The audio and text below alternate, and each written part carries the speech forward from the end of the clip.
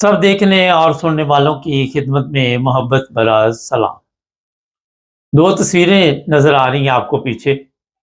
इनका मेरा ख़्याल अक्सर लोगों को तो पता होगा, लेकिन फिर भी मैं तारुफ़ करवा देता हूँ।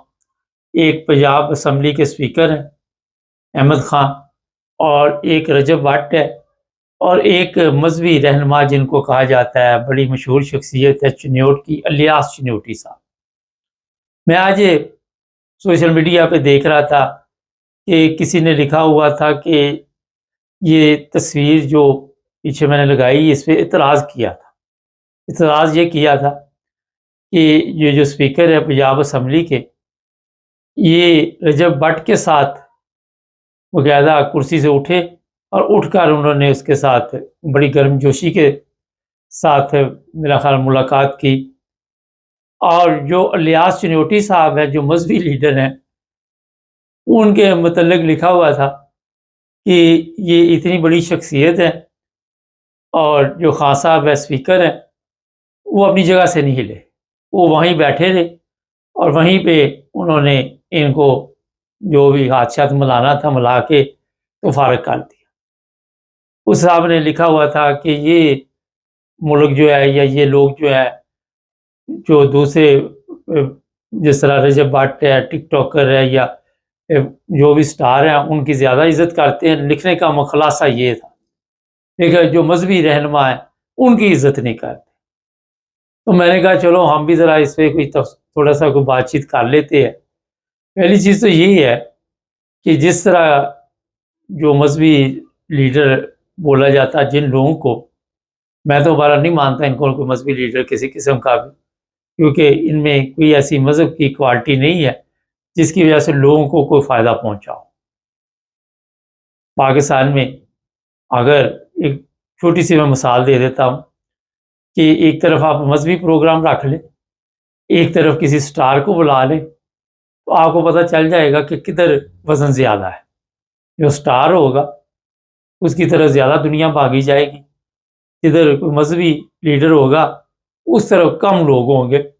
यहाँ से आपको इस्लामी जमहूरिया पाकिस्तान, जिसे आप इस्लाम का किला कहते हैं, उसका पता चल चुका होगा।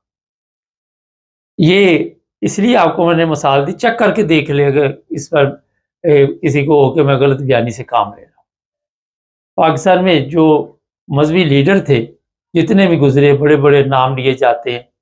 आजकल भी वो कभी-कभी सामने आके मज़हब की बात भी करते हैं।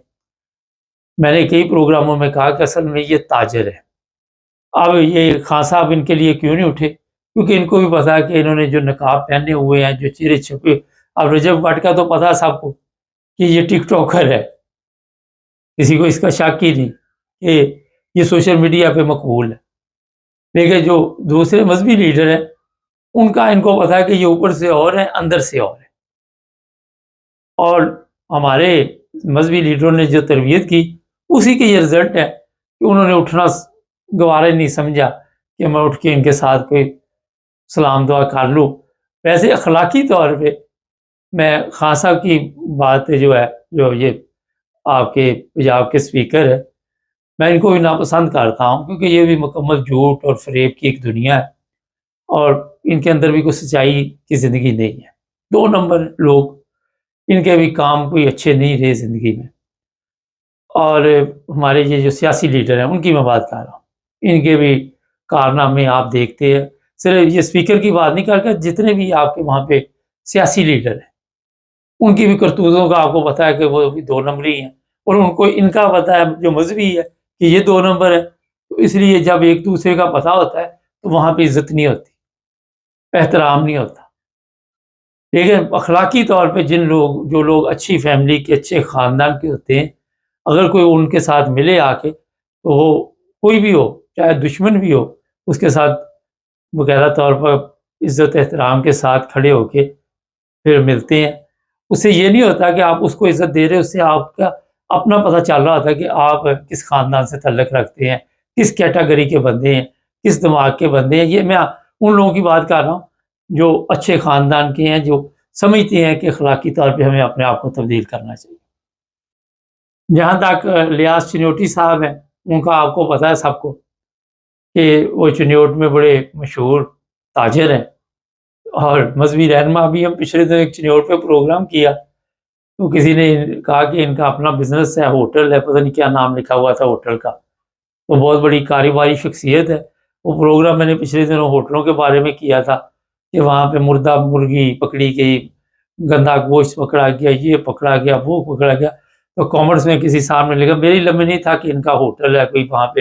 میرے ذہن میں تھا کہ سارا دن یہ پتہ نہیں یہی جو ان کا کام ہے، دین کا کام ہے، اسی پہ لگے رہتے ہیں، جس کے مطابق آج تک پاکستان نہ چل سکا اور جس شہر میں یہ رہتے ہیں وہ بھی شہر نہ چل سکا. تو اس دن مجھے پتا چلا کہ نہیں، ان کا اپنا بزنس بھی ہے. بات اصل میں جو بتانے کی ہے وہ آپ کو سمجھانے کی ہے کہ جو مذہبی رہنما پاکستان میں جتنے بھی تھے، انہوں نے قوم کی تربیت کا جو بیڑا گرک کیا، اس کے یہ رزلٹ نکل رہے. یہاں پہ آپ کوئی بھی پروگرام دنیا میں دیکھ لیں، وہاں پہ آپ نے جو تربیت کی اس کے مطابق سسٹم چلتا ہے. میں نے کل بھی آپ کو کوریا کی مثال دی تھی یا اس کی دی تھی جاپان کی.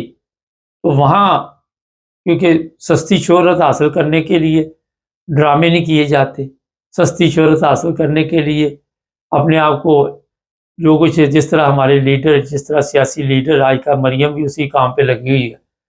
وہ سمجھتی ہے کہ میں لوگوں کے دماغوں میں اس طرح شاید حکومت کر سکوں گی، مگر اس سے میرا خیال ہے کہ لوگوں کا کوئی تعلق نہیں.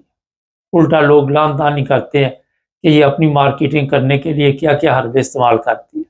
لوگ کردار کو دیکھتے ہیں، لوگ کام کو دیکھتے ہیں، لوگ اخلاق کو دیکھتے ہیں، مگر اس چیز کا دور دور تک تعلق ہے. یہ تمام لوگوں کو پتہ ہے. اگر وہ جو اسپیکر مقرر ہوئے ان کو بھی پتا ہے کہ میں بھی کس طرح یہاں تک پہنچا ہوں. اصل جو بات ہے وہ میں آپ کو بتا رہا ہوں. الیاس چنیوٹی کو بھی پتا ہے میں کس طرح یہاں تک پہنچا ہوں. سب کو اس ایک دوسرے کا پتا ہوتا ہے. تو جس معاشرے میں آپ نے عزت سکھائی نہیں لوگوں کی کرنی، جس میں آپ نے اپنی عزت بنائی نہیں اور زبردستی آپ کی ہماری عزت کریں، وہاں پہ عزت کوئی نہیں کرتا. ہاں، آپ ظلم کریں، آپ جبر کریں، آپ کسی سے زبردستی سوشل میڈیا پہ بیان دلوا لیں. آج کل ایک اور پتہ نہیں کس شہر میں وہ قرآن مجید رکھ کے وہاں پہ لوگوں سے بیانات لے رہے ہیں. وہ چرس بیچتا تھا، منشیات، آئندہ میں یہ کاروبار نہیں کروں گا، اور مولانا صاحب ان سے حلفیہ بیان لے رہے قرآن مجید. مولانا صاحب کو اتنی عقل نہیں کہ پہلے ان کا کردار دیکھے. آپ نے ان کے سامنے قرآن لا کے رکھ دیا، پہلے ان سے پوچھو کہ یہ قرآن مجید پہ آپ قسمیں، ایک بندہ نہیں بے شمار ہیں، آپ اس پہ قسمیں کھا رہے ہیں. آپ کو قرآن مجید کا پتہ ہے؟ آپ نے کبھی بھی قرآن مجید پڑھا ہے؟ کبھی آپ نے قرآن مجید کا ترجمہ پڑھا ہے؟ یہ چیزیں بڑی ضروری ہے. جب آپ کو پتہ ہی نہیں، وہ ایک چرس بیچ رہا ہے، ایک منشیاتی چرس پی رہا ہے، اس کو آپ کہہ رہے ہیں یہ قرآن پہ حلف دے دو. آپ یہ جہالت ہے نا. یہاں پہ مولانا صاحب کی بھی جہالت ہے. یہ سوچنے کی بات ہے کہ جس چیز کا آپ کو علم نہیں ہے، جیسے ہمارے سیاستدانوں کو سیاست کا علم نہیں ہے، ان کے نزدیک سیاست جو ہے وہ جھوٹ ہے. علماء کے یہ نہیں پتا کہ اسلام کیا ہے، ان کے نزدیک یہ ہے کہ یہ ایک تجارت ہے، اس کو جتنے اچھے رنگ سے ہم پیش کریں وہ کر سکتے ہیں. میں آج ایک ویڈیو دیکھ رہا تھا، میں اتنا میرا دل خراب ہوا. وہ جوس کا ڈبہ تھا، اس میں سے پتہ نہیں چھپکلی کیا وہ بچے نے پیا، طبیعت خراب ہوئی. اور یہ چیزیں آپ نے معاشرے کو دی ہوئی، پتہ نہیں اس میں کیا گندگی تھی، دیکھ نہیں سکتے تھے. میرا دل خراب ہو گیا. آپ نے جو کچھ بھی دیا عوام کو، معاشرے کو، وہ گندگی دی جو آپ کے پاس تھی. جو کسی کے پاس ہوگا وہی دے گا نا. نہیں، کسی شاپ پہ چلے جائے، اس شاپ پہ جو وہ بیچ رہا ہوگا وہی دے گا نا گاہک کو. یہ تو نہیں ہوتا کہ آپ کریانے کی شاپ پہ چلے جائے وہاں سے گولڈ مل جائے گا.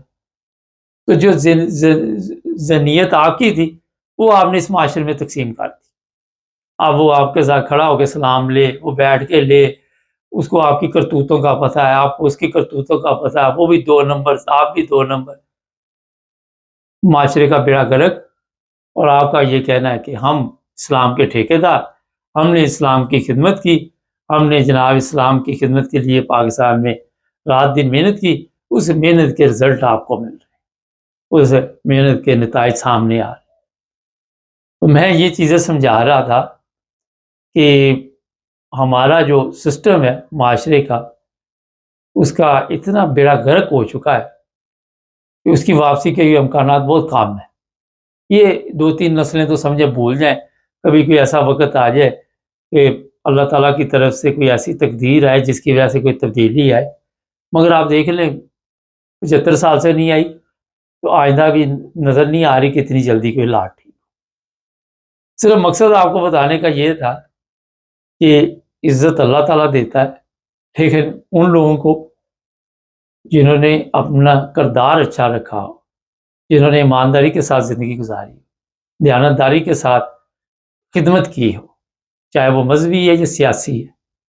اب لوگوں نے یہ جو اسپیکر ہے اس پر بھی لعن طعن شروع کی ہوئی ہے کہ یہ جناب مولانا صاحب کو عزت کیوں نہیں دے سکتے۔